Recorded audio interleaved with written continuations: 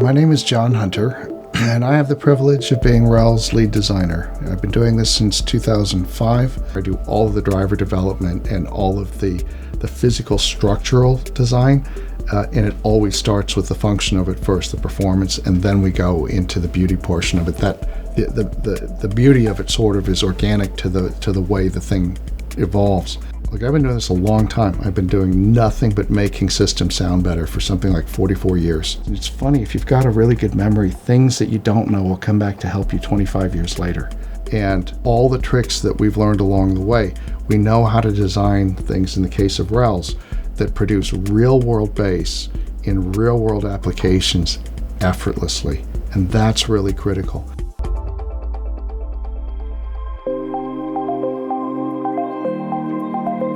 I've had some amazing teachers in my career. I had a guy named Willie Herman that, really took the idea of being a technician to an art form. He's one of the smartest human beings I've ever met. And for about a year and a half, he mentored me like crazy. Willie's still a friend to this day. And in fact, his son, Bill, was one of our engineers, so that was kind of a neat continuation thing. But he taught me so much about it, and I was just a soak. It didn't matter how much information you wanted to throw at me in technique. I'm half Japanese and half German Swiss, so I come by it naturally. I'm really precise and very finicky about getting things right. And he just gave me a huge foundation.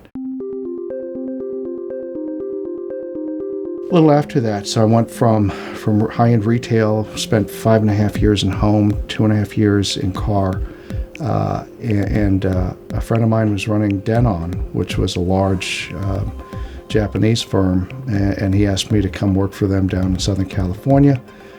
Learned immense amounts from that experience. Very different kind of an experience than working in retail, working really closely, directly with the customer, caring about everything. The retail experience, what was so cool about that was it was at a time that analog was just exploding.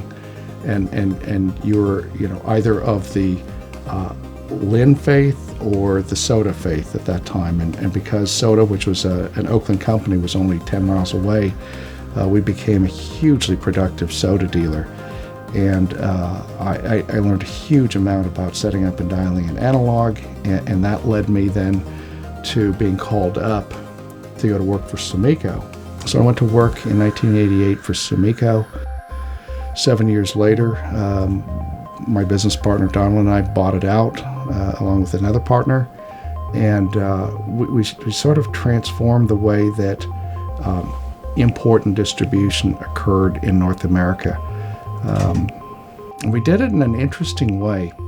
So I've always believed that the right way to bring young people along is to mentor them. I got that from Willie. I got that from David Fletcher at Sumiko. When I first joined Sumiko, there was the lead partner who was an actual physicist. And so again, you get really, really good grounding in the physics of how all of this stuff works. And even at the time, Sumiko had nothing to do with speakers, subwoofers, any of those things. But he was a real scientist, and he was interacting with other real scientists. And so he'd come back from meetings at the AES, and he'd tell me about these findings and these papers he'd seen presented. And he's working with a guy who's actually sort of the professor emeritus at Harman that backstopped all of their stuff for 10 or 15 years.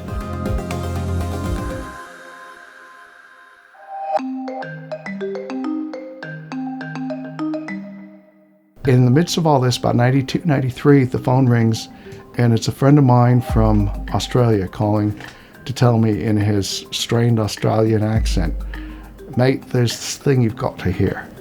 And I'm like, "Oh, okay, what is it?" He said, "I'm not going to tell you what it is because you're going to hang up on me if I tell you what it is." I said, "Okay, so what is it?" He said, "I can't tell you.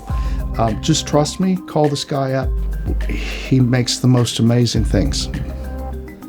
Okay, so he finally tells me what it is. It's a mad Welshman named Richard Lord. And I call these guys up at REL. They're thrilled to have, by now Sumiko is starting to crank, right? We've got Sonos Faber out and doing great things. People are starting to notice what we're doing. And about a month later, 5 weeks later, we get 4 boxes, I believe it is. 2 of them are destroyed by shippers. Should have known. And we're very excited. And I take one home that first night, and I played with it for probably an hour. It made no bass. 0. I'm like, oh gosh, there goes the neighborhood. Well, all right, whatever. I mean, it's, I'm working probably 13, 14-hour days. I get home, make a quick dinner, hook all this stuff up. It's not making any bass.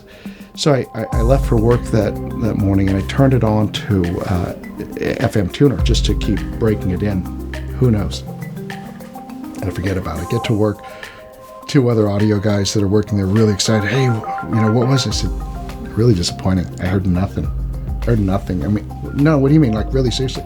So I'm telling you guys, I literally turned the cabinet on its edge to fire its down firing piece with a port. I literally turned it so that it would face towards me, thinking it's just not working, firing down at the ground. Oh, that's really disappointing. So I forgot all about it, put in another long day. And as I'm walking up to the house that night, I remember this.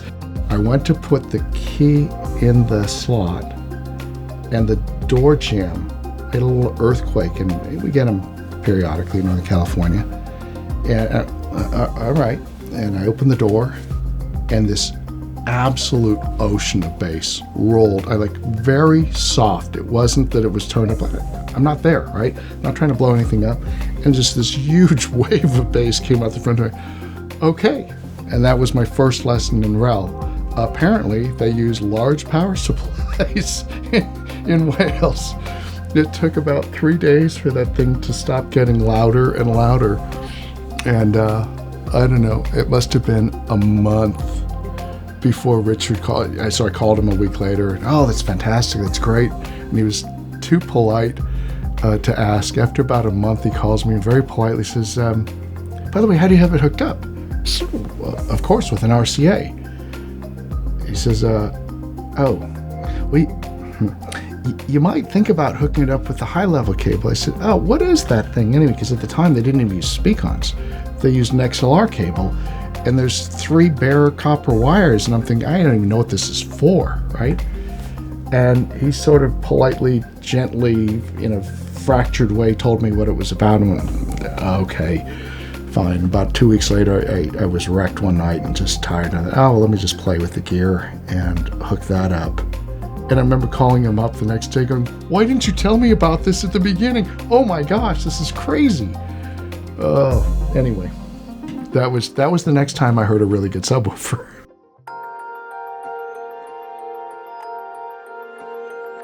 I have been so fortunate. So many people have been so kind to me along the way. Sonus Faber, the original iteration of Sonus Faber, was the most amazing experiment in the history of speaker making, in my opinion. And we were fortunate enough to be there almost at the beginning. We started with them in 1991. We were the distributors throughout North America. And, one of the things that I think started to happen for Franco Serblin, who was their grand designer and the man who started the company, they very quickly became so popular and so highly respected that nobody in the company, is the feeling I got, really wanted to offer any helpful criticism. He had people who were working there who knew how to do their functions really well, and some of them were absolute artists in their own right at wood design and things, but I don't think he was getting a lot of really constructive input. And for some reason, how I talked with him let him hear things. And so he was amazingly generous.